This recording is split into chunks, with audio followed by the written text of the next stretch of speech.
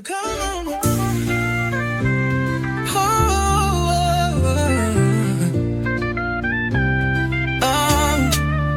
Eko Roundcity.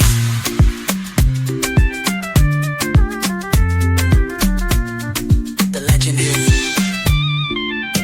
He walked through the streets with a style so divine. Never missed a party, always first in the line. Isale Eko to Surele. Ekoroundcity is a man of destiny. He has been a prominent socialite in Lagos. I know him very well. He is humble and generous when he has the means. He deserves to be helped and honored, especially now that he is facing health challenges. My goodness, Ekoroundcity, I pray that God and everyone will stand by you in this time of need. Eko for sure. Piano Owoyele, aka Ekoroundcity, is one of the prominent socialites in Lagos who brings family values to friendship. He sees all his friends as family. Sadly, death has taken away most of his childhood friends. Ninga Ikomola, aka Aji Ofi. Ekoroundcity is one of our own, a disciplined, respectable, loyal, always ready to help and support his friends. The party is not complete without Eko's presence. Wherever he sees his senior, he will go out of his way to greet and embrace them. I guess that's why he's still very much in circulation and still popular. There is just only one Ekoroundcity in Surulere. May God continue to bless him all the days of his life. Amen. My name is Lanre Letua Jokobola, and I'm writing this about my dear friend Abiodun Owoyele, also known as Ekoroundcity, and Omoileyan. I've known Mr. Owoyele since the 1970s. We lived together in Adeliji back then. Owoyele is a good man who brought many people to our circle. He was also the one who introduced us to a club called Hall Mela. Ekoroundcity, it's truly an honor to contribute to this. My name is Alaji Kamsin Peru. I'm a construction engineer, consultant, and hotelier. Ekoroundcity has been a long-time friend of mine. He's a very humble, easygoing, and fun person to be around. We first met on the island, where we had a lot of good times together. However, we lost contact for a while. Fortunately, we reconnected in Surulere. We've attended countless parties together, and I can honestly say that he is known as the life of the party. He is a stylish man who can liven up any dull occasion in no time. All I can say is that I'm proud to know him, to be his friend, and to contribute to this. Wishing you all the best, my dear friend, Ekoroundcity, and continued success. Ekoroundcity is a man of integrity, generous, accommodating, kind, humble, and a true son of Lagos, Omo Ebo Gongon.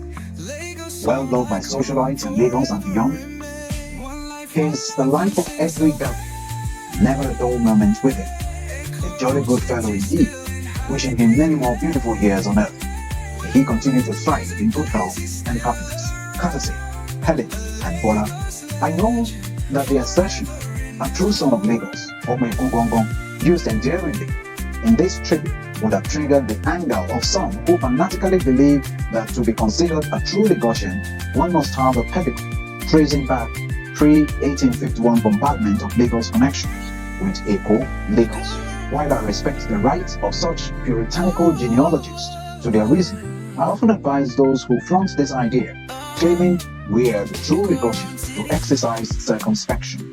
Eko or Lagos, after all, is an Olukumi, the original name for Yoruba civilization, where all known compounds have traceable immigrant background at best, and at the very least, maternal or maternal arota. I deliberately will not translate this term pedigrees. The incumbent president of Nigeria, for example, Asiwaju Bola Ahmed Tinubu, whose Lagos aboriginality I've researched to be very genuine, albeit with his uncanny Lagos familial slant, bears the name of an outstandingly successful 19th century businesswoman, Madam Tinubu, a native of Abeokuta by birth. Indeed, she died in Abeokuta after being banished from Lagos.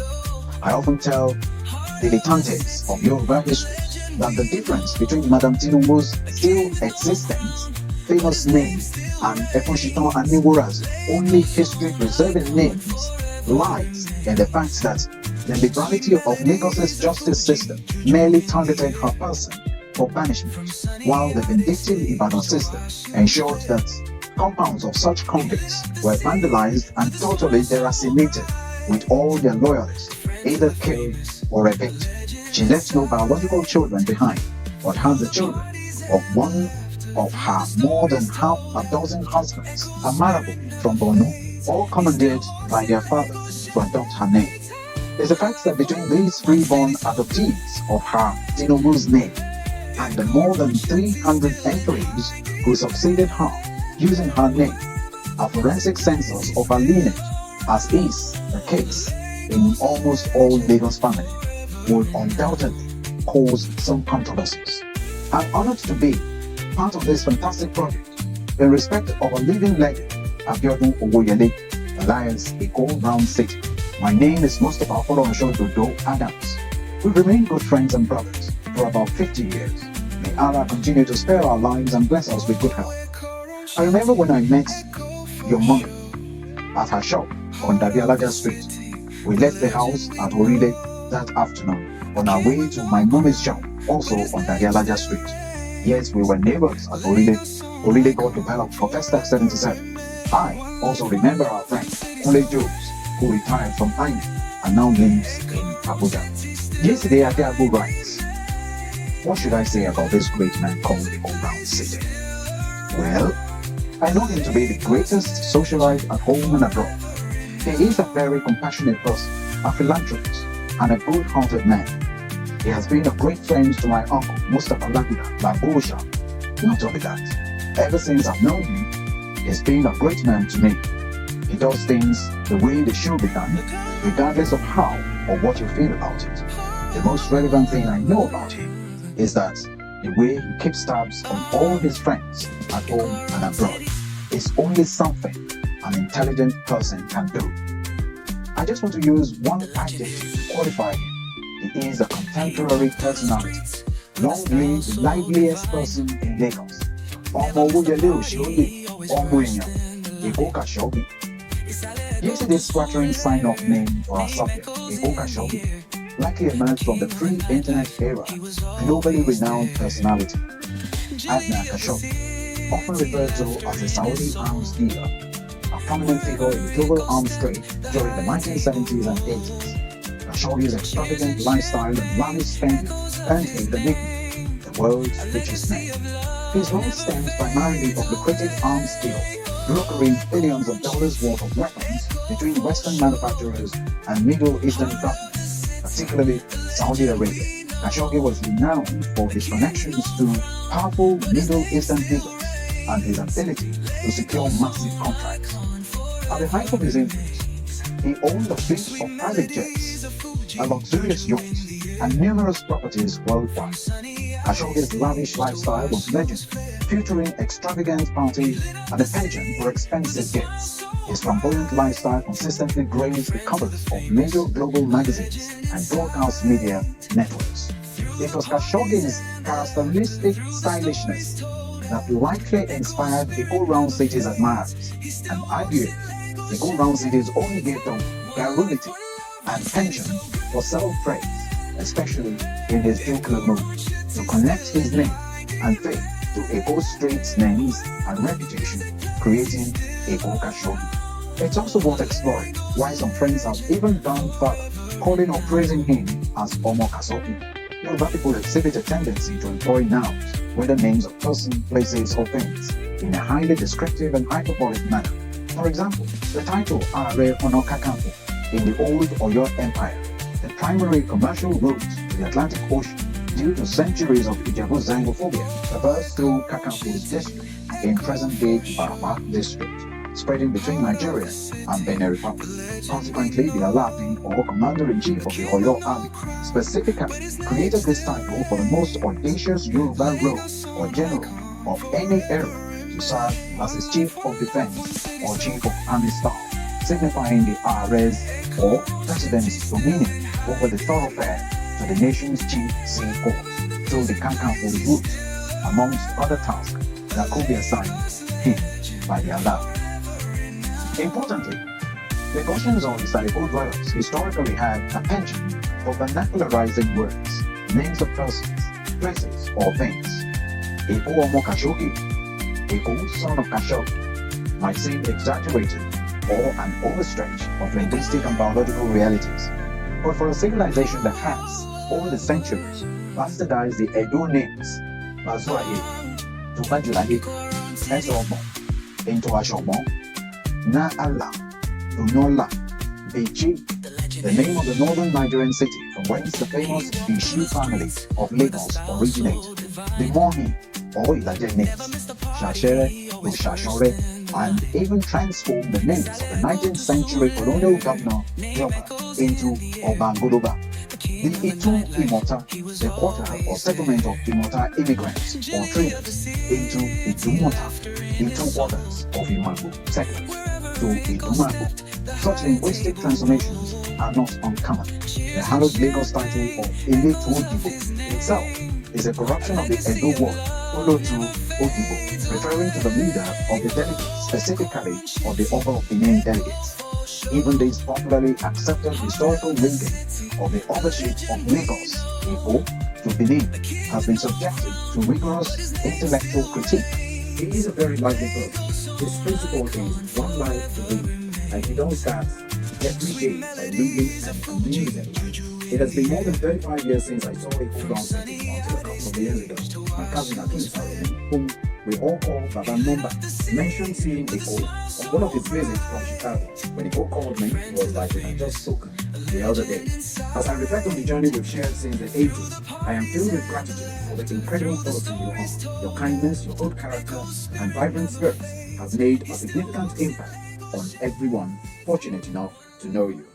On forever remains sweet melodies of Fuji, juju in the air from sunny.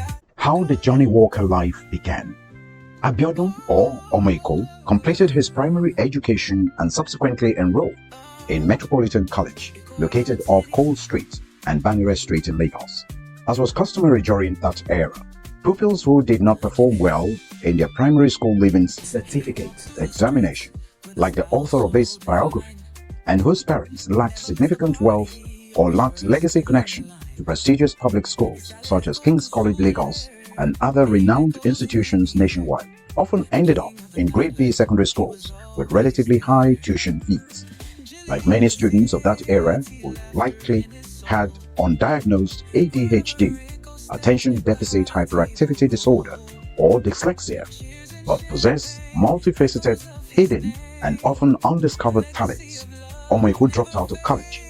Whenever I interact with him and witness his remarkable street intelligence, I empathize deeply with him.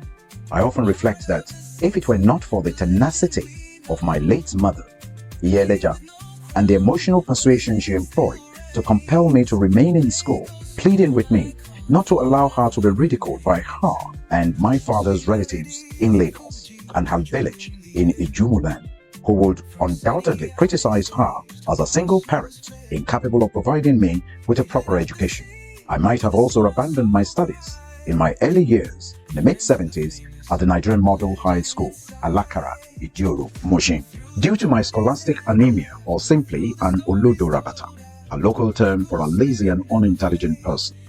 Fortunately, my educational trajectory positively shifted when a history teacher who accidentally was discovered to be related to my parents through our shared Ijimo ancestry, albeit I proudly declare myself a Jews solid, Moshin Awori boy, took a strong pedagogical interest in me.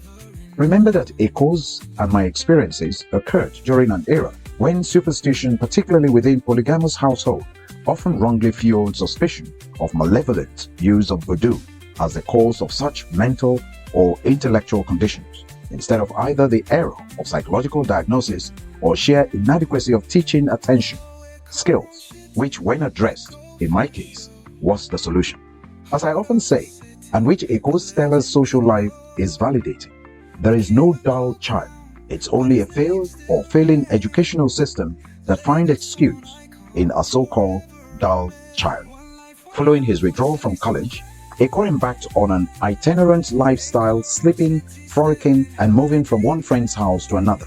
His father, displeased with his aimless existence, sent him to Awe to resume his education. It was a common belief among parents from rural areas during that time that the exuberant lifestyle of their non-conforming children were a product of the excessive modernity that they encountered in the bustling metropolis of Lagos. They believed that sending their children to a more austere environment in the hinterland, typically to boarding schools, will instill discipline through close supervision and the prevalence of fearsome regime of corporal punishment that was sadly fashionable at the time. After 2 years in Awe, he ultimately abandoned formal education, declaring, "I returned to Lagos to continue my journey."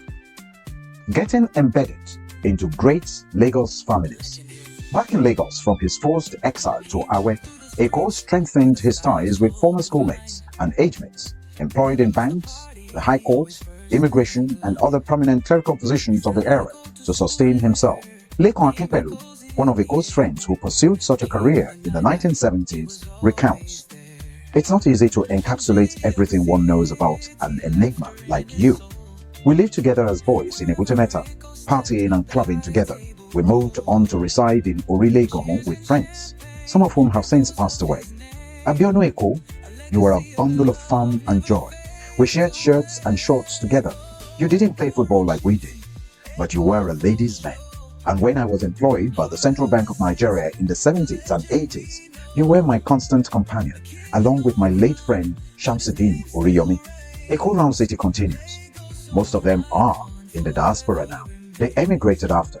Then, I've known people from Ologbo, my territory at the time. That's why I'm acquainted with the Lagudas, the Noibis, the Bajabia Millers, the Anima Shawns, the Ani Babas. I gravitated towards the first Pokwaguda in the Ologbo area, the Pereiras, the Carreras from Ologbo to campus. They're all interconnected families. I interacted with people from all over, from Okeari to Idumota. There used to be a place called Okeadeji, where I had many friends. The Aruma Shodun family in Idumota. I know them, and they know me. I'm also familiar with the Onikois, Horonikon, Ojuolobo. From there, I moved to Idugoro to make friends. The Sholibos, the Ologundudus, the Kasumos. I forged connections with young people who were my age mates and friends across the Saleko area. I then moved in with the Adelays and subsequently became close to my big brother friend, Kolawole Oyekon, also known as Egbo Babu, the first son of the late Oba Adeyinka Oyekon of Lagos, who treated me like a brother, and I resided in his house for no less than 5 years in the palace. Papa, as Oba Oyekon was affectionately called by his subjects, knew me very well. He was indeed a very kind king, beloved by many. May his soul rest in peace. From Isaleko, I returned to Dosumo, joining Ojogiwa, Jankara, and made friends. In Oroyin, I associated with the Ogbaras, the Fujas, the Andoyens, the Koton, Babaoye. Back in Itagaraw, I connected with the Farumbi, Fatumbi, Agbuleoya families, and the Onigbanjo household. I had numerous friends, Musa Yaru, Aji Baba at that time, and another friend, Yaru Musa, nicknamed Old Man. I resided in their homes, the Hausa community at Itafaji at that time. Along the Itafaji Corona route, from Princess to Onola, I lived in many places throughout Lagos. I later moved again to campus and the Tokumbo area. I used to frequent the Catholic mission where I would play with our fathers at the renowned Waka Club 1945, listening to their fascinating life experiences and gleaning much from their wisdom. I was also a regular at the Isaacs family residence in Igoshere via Campbell, the Campbell family in Igoshere. I interacted with many individuals in that era. Glory be to God. From there, I met the esteemed Baba singer, the late Babalaji Theophilus Iwalokun. He knew me very well. I lived in his house, back in the bakery. I associated with the Nobiris. I truly moved around extensively. I also resided in Hospital Road near King's College, Okesuno, and Hawley Street. In all these places, I was living with friends. From Lafiaji to Obalinde, I had numerous friends. Honorable Lanre Balogun, Sheni Lawal, retired Deputy Controller General of Immigration, Barrister Adila Yeni, the Domingo family, the Fini family, the Odeneye family in Obalinde, and many more. I lived with them. In the evenings, we will gather at the popular suya spots in Obalinde, enjoying ourselves. Fatai Abbas' following remark on the social phenomenon that was gradually evolving then succinctly characterizes the budding Eko: relatable, humorous, loyal, fashionable, Epicurean in nature. I am Fatai Abbas, born and bred in Lagos Island at Okearin Street. Ekoroundcity and I crossed paths when we were both teenagers, like 17 or 18 years old. We used to hang out at Woro Agbero in Okearin, right where we got very close. Started partying all night. Ekoroundcity gave me a nickname that stuck with me till date. One day, out of nowhere, he called me Ajinoshe. I don't really know what it means, but people started laughing, but I took it anyway. I can attest to the fact that wherever we are, Ekoroundcity will lighten up the place with jokes, laughter, and he always showed up with a clean personality. I am Adeshegun Anifowoshi, one of Ekoroundcity's friends from early 1970s. His real name is Abiodun Owoyele, also known as Eko Kashogi. We both lived on the island at number 16 Shop Street, now known as Alhaji Wahab Falawiyo Street. Ekoroundcity is a well-known person on the island. He is a jovial and friendly person. He doesn't get angry easily, and there is never a dull moment with him. He is an honest person. Whenever he woke up in the morning, he usually dusted his jeans trousers on the door to make a loud sound, which served as an alarm to wake us up. He's a good-natured, humble, and nice person. From Adeogun Anifowoshi. Honorable Babatunde Adaba, Ekiti State, has this to add to the above. Eko, my good friend, you are a friend indeed, who is usually a friend in need. I thank God for His mercies over our lives, for giving us the gift of life in good health and sound mind to go through those trying times of unknown world. Today, I appreciate God in your life for the gift of life as I look forward to a very long life full of grace and complete peace of mind during our old age. My friend, please wax on gracefully. Malam Musa Tijani Yaro, aka Old Man, another childhood chum. Mr. Abiodun Owoyele, fondly called Ekoroundcity, is a cherished friend from childhood and a remarkable individual who brings joy to everyone around him. We shared countless memories, living together as adults and attending social events including clubs side by side. Abiodun is a naturally jovial and vibrant person with an incredible ability to transform any dull gathering into a lively and memorable one. His infectious laughter, warm personality, and unwavering friendship never leave the heart of those who love him. Musa Tijani Yaro. On forever remains. Sweet melodies of Fuji, juju in the air. From sunny Emergence of a socialite. A socialite is traditionally defined as an individual prominent in social circles, often recognized for their wealth, connection, or glamorous lifestyle. They are frequently seen at high-profile events, parties, and functions. Socialites are often featured in gossip columns and magazines, and they may leverage their influence to promote brands or causes. Jide Johnson, one of Eko's devoted friends, succinctly describes our subject as greatest socialites, Ekoroundcity. Technically, the term socialite might seem dated.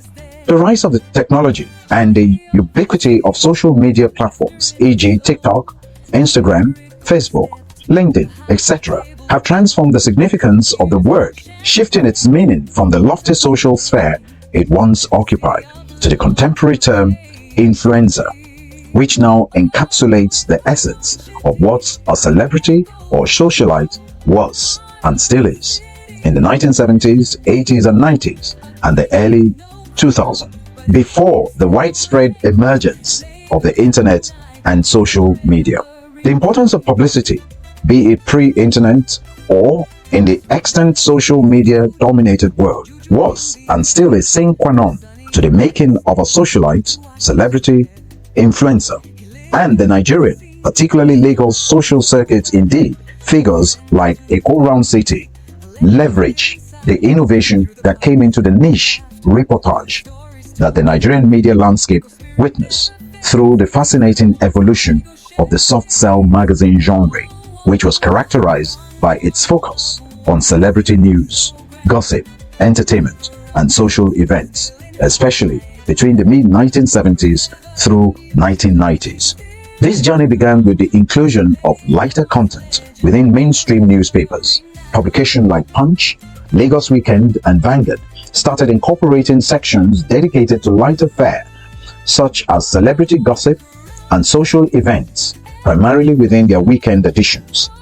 These sections, though limited in scope, laid the foundation for the future growth of soft-sell genre. Specialized magazines emerged like Climax, Newswatch Quality, Hence, and Mr. These publications explored themes beyond hard news, addressing issues of interest to particular demographics. Encomium City People Excellence Ovation. The classic soft-sell genre was birthed with Muyiwa Adetiba's launch of Prime People. Muyiwa Adetiba, father of soft-sell journalism in Nigeria. This was a pivotal moment in the emergence of dedicated soft-sell magazines in Nigeria. This publication set a precedent for magazine focus solely on celebrity news and entertainment. The subsequent arrival of Fame Weekly, spearheaded by Femi Akintunde Johnson, FAJ, Mayor Akinpelu, Mayor, and Kunle Bakari, KB, with hacks like Azu Arinze, Niyi Akinpelu, and more around 1993, revolutionized the genre. Fame Weekly introduced a distinctive format, high society entertainment, an inventive Babalawo interactive page, instead of the trite agony ants and gossip presented in an A3 format with a full-color cover and newsprint insights. This arrestingly new approach significantly impacted the growth of the soft-sell genre and inspired numerous subsequent publications. Ovation magazine, launched by Dele Momodu. While in political exile in London around 1996, Dele took celebrity print reportage to colorful pictorial galactic level. Ovation emerged as a prominent player in the soft-sell landscape, known for its glossy presentation and focus on high society, entertainment, and international celebrity news. Ovation further expanded the global reach and influence of the genre both at home and in our UK, Europe, US, Canada, and some African countries' diasporas. However, following the success of Fame Weekly and Ovation, a wave of new soft-sell magazines emerged. City People, launched by Sheye Kende in the late 1990s, also gained national readership ascendancy. National Encomium, launched by Kunle Bakari in the late 1990s or early 2000s, and Global Excellence, launched by Mayor Akinpelu in the late 1990s or early 2000s. After individually leaving Fame Weekly, further gave vitality to that genre of pervasive print journalism. The burgeoning market led to the increased competition among publications. This competitive landscape, while driving innovation, also witnessed instances of sensationalism and the pursuit of eye-catching headlines at the expense of journalistic integrity. It was the rise of social media and the internet, where most of the surviving ones still publish, and the literally global in-your-face reach they are called ordinary people or content creator, which deadened the journalistic impact of the genre. The genesis of Abiodun Owoyele's socialite persona was more by luck than deliberate, while his nomadic living pattern, as detailed above, squatting in various compounds of prominent Isaliko families across Lagos Island, might seem unconventional. It ironically became the metaphorical sugar that the Eleda, the Yoruba term for creator, divinely employed as the icing on the gracious cake he ultimately crafted for Eko within the vibrant social tapestry of Lagos. Honorable Chief Mudirakat Shubuola Ajibono's following remark metaphorically hits the bullseye. Abiodun Owoyele alias Ekoroundcity is a friend and a brother of more than 4 decades. He is a socialite well known all over Lagos State and Nigeria as a whole. A very kind and generous brother and friend. He is a friend of King Sunny Ade, Shino Peters, Wasiu Ayinde, and other prominent musicians in the society. Ekoroundcity is a jolly good fellow. The great socialite Eko is well known to me. I tell you what, I am always inspired with his giveaways for both the Christian and Muslim festivals. His connection is worldwide. When I need connection, I go to him. Stay blessed, my friend. Otumba John Otubanjo Otus. So grand, Ekoroundcity still in high demand. Wherever the music plays, he's still around. A Lagos legend forever.